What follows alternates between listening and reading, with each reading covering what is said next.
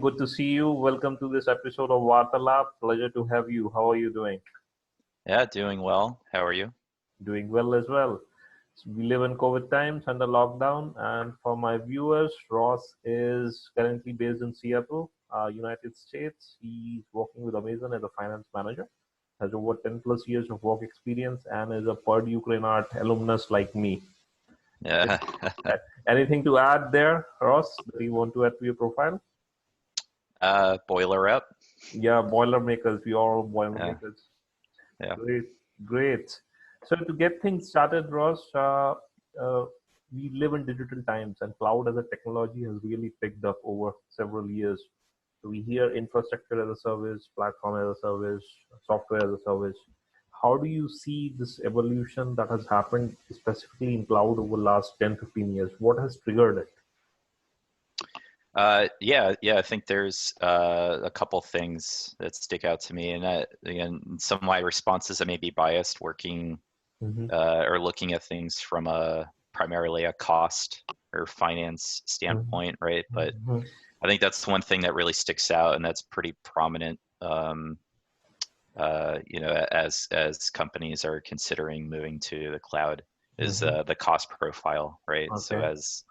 as um, as companies in the industry are able to reinvest and get that cost profile down, or the Mm-hmm. economics down, and Mm-hmm. pass those savings on to organizations, that makes an even stronger argument, for companies that haven't yet switched, that they should start looking at cloud services. Um, so I think we continue to see that, right? In Amazon or AWS specifically, I think it's demonstrated that over the past several years, is continuing improvements in the unit economics, and passing those savings on to enterprises and companies as well. Um, and then, as while that's happening, you'll see companies coming up with more and new different types of services that Yeah. that these companies are looking for, right? So they're continuing to add value in a breadth of service offerings, Right. and specialized services that maybe weren't offered 5 years ago, which are now Yeah. starting to get offered today, Yeah. and it just makes it more and more attractive. Yeah. So one of the things which still is triggered at times is people worry about security in cloud. Do you see companies still being a bit bothered about something like that, sharing their HR data or even health data, storing it over cloud? Do you hear that murmur?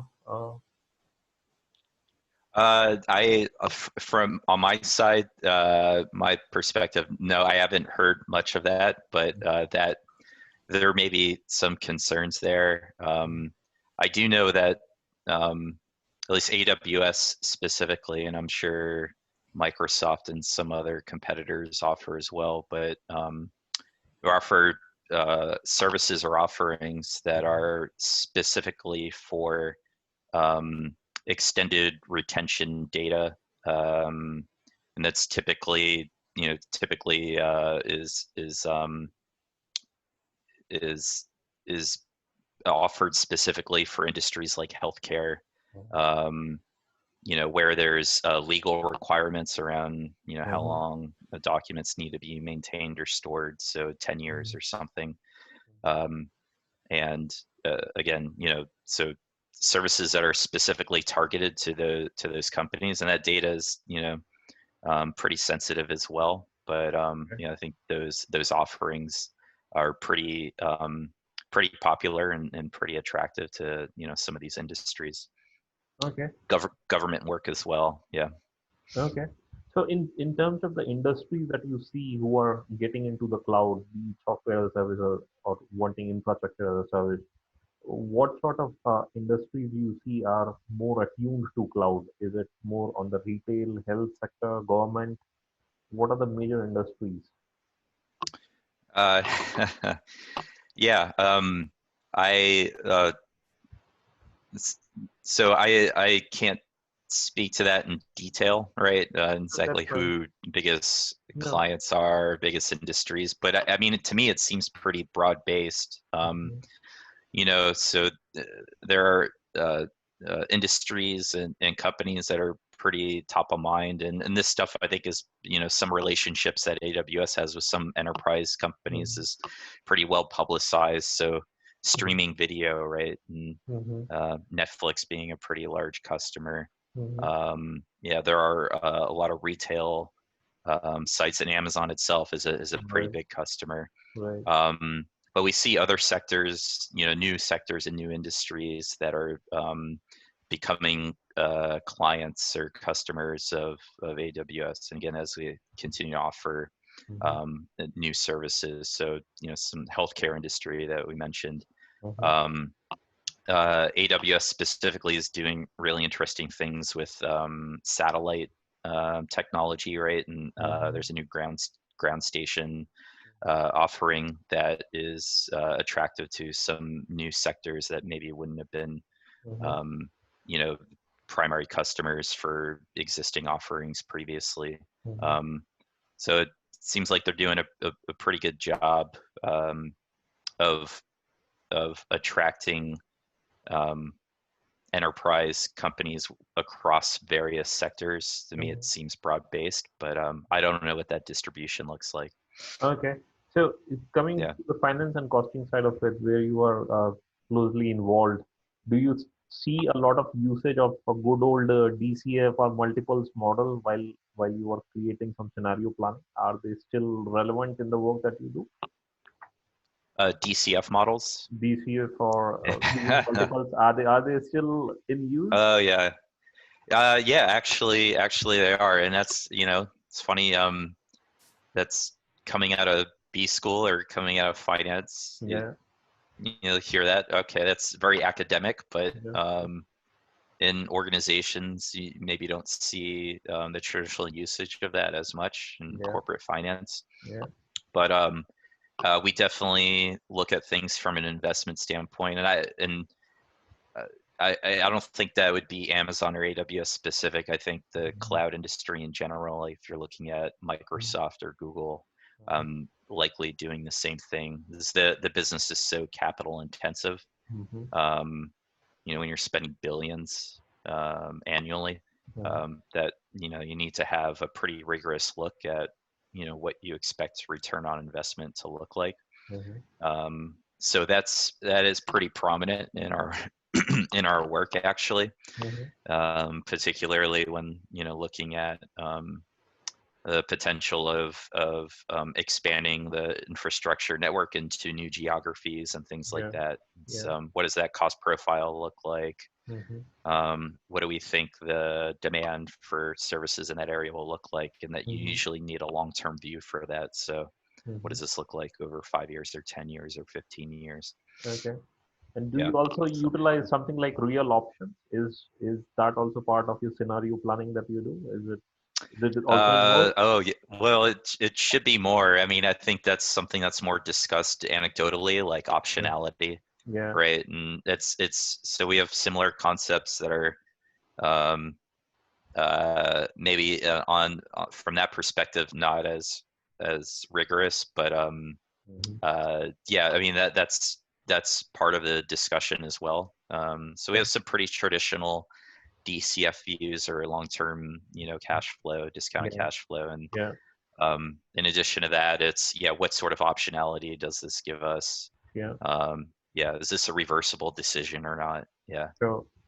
Sure. So you model out things like best case scenarios and worst case scenarios, I guess. Then that would also be Yeah, part of the picture. yeah, exactly. So we'll look at when you think about like the three tiers, yeah, conservative, aggressive, and Yeah. like most likely kind of. Yeah. That's roughly, yeah, Okay. yeah.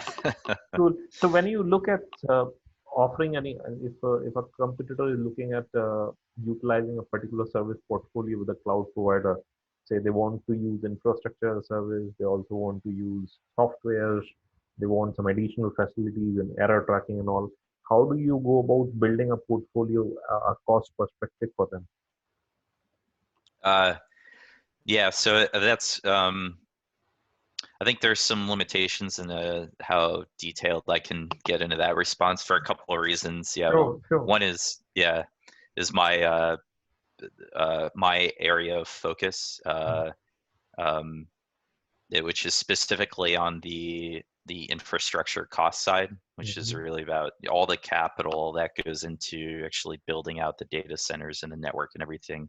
Mm-hmm. And we get really good about understanding, um, what those costs look like and trying to make sure that we're spending money when we need it, essentially, right? So, Mm-hmm. the deferral of capex, there's significant savings there when you're talking about billions of dollars. But beyond that as well, we also have dedicated groups that are more focused on the services side, or how we think about what services we want to offer and pricing Mm-hmm. and what sort of discounts can be offered and things like that. So um, we do have some pretty robust views, and we invest a lot of resources into trying to make sure that we're allocating those costs accordingly. To get it like um, a pretty precise and granular view into these different services. What is the true marginal cost of something, Mm-hmm. and what does that mean in terms of what we can offer, what pricing we can offer to customers. Okay. But yeah, beyond that, I Yeah, there's okay. not Sure. detail I can provide there. Yeah. Sure. So, but in terms of generically, what do you see people coming towards cloud providers as looking for more infrastructure services or more software Okay. services? What do you see Right. generically? Yeah. Yeah. So yeah, I mean, I think when you look at that, like infrastructure as a service, and you really have a stack, right? And Mm-hmm. you have uh, companies that offer uh, different specific products or services within that stack, from offering an entire platform to specific software to infrastructure. So you have some companies that are going with a hybrid approach where some things they outsource and some things they keep internally. Yeah. But I think, and again, this kind of goes back to my answer earlier, as not just AWS, but just the cloud industry in general, as they get Mm-hmm. better about, coming up with, not only a holistic or a complete infrastructure that Mm-hmm. satisfies the, solutions that companies are looking for, but also software offerings. Mm-hmm. You see companies getting more comfortable moving further and further up the stack um, where they're outsourcing everything, right? So Mm-hmm. uh, the software will be coming from AWS or Azure or whoever it is, Yeah. as well as the infrastructure, as well as the platform and everything. Yeah. Yeah. Okay. One Yeah. thing on the finance side of things, you would have heard of digital tax, which was applied in France. So that came into picture, I think, a couple of years back. And some of the companies, Google, Microsoft, and the big league, they were kind of not happy with something like that. OECD is coming up with a larger blueprint of what this digital tax could be globally within G7 countries or G20, or then it can go on to globally or for all countries as well. What levied in France? So there was a law or there was a structure which was passed which talked about taxing bigger companies in the internet world, in the digital world, like Google, Microsoft. Right. So Right. Right. Right. Right. if Right. you Yeah. remember that, and there is Yeah. lots happening on that. Do you have do you, Yeah. do you have any points on that? Perspective on that. Yeah. I will. I mean, uh, yeah, it's kind of a loaded question. It's, Okay. um, there's political climates that vary depending on geography, and Mhm. I think in the EU in particular, you see a lot more scrutiny around Yeah. big tech companies, right? So I mean, outside of France, I think there's been things in Germany and some other areas in the EU as well. Yeah. Um, I also think that's sort of that kind of perspective or that approach. It seems like in the US and the Mhm. States, we're hearing more about that as well. So there's some political movements, or at least some, some parties that are um, would support that approach as well, as just increasing taxes um, on the tech organizations. I don't, I don't, Okay. I don't, yeah, I don't know if there's a perspective on that I can share. I have Okay. mixed feelings on it, and yeah, Okay. No worries. but, One last but it's a question good would be, question. Yeah. one last thing would be, so there is a cloud race which is heating up. There is Google, there is Microsoft and Amazon. They're competing in the same industry, same blue ocean for everyone. So how do you forecast this? There would be growth in the cloud as well, but how do you forecast who could be a winner in next decade or so in this battle? Yeah, it's a good question. I hope it's AWS selfishly. Hmm. But I think, those three, and I know there's others as well.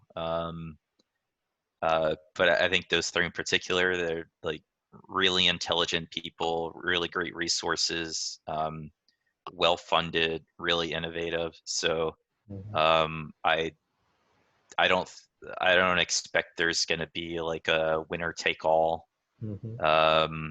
kind of market segment distribution, that we see over the next Yeah. 5 to 10 years. I'm guessing that um, we'll continue to see them compete, Hmm. and might see like, some movement within that distribution, but I think they're all going to continue to offer really innovative things, Hmm. which again, at the end of the day, is great for customers. It's great for companies, Yeah.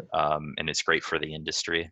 Yeah. Um, that's my perspective. I know that's non-committal as well, but that's I mean, I yeah, I am personally also on the AWS side. I generally like the way of one can spawn resources on the fly, and then 1 year free offer that comes for the consumer, for retail consumers as well. For big businesses, there might be different plans too.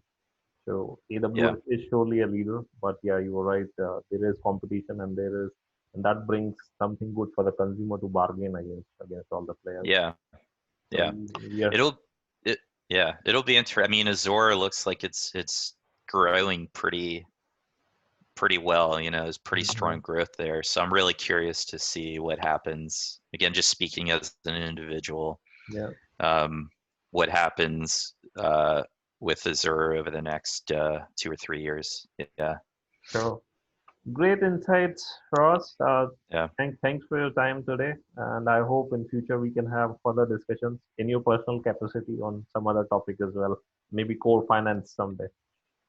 yeah, sure, absolutely. Yeah, thanks for reaching out, and yeah, it was great to reconnect. So Again, I hope you are able to stay safe and doing well. And yeah, it's wish you great and talking. yeah, wish you and your family a safe stay as well, and we'll keep in touch. Sounds good. Thank you. Thanks a lot for your time. Bye.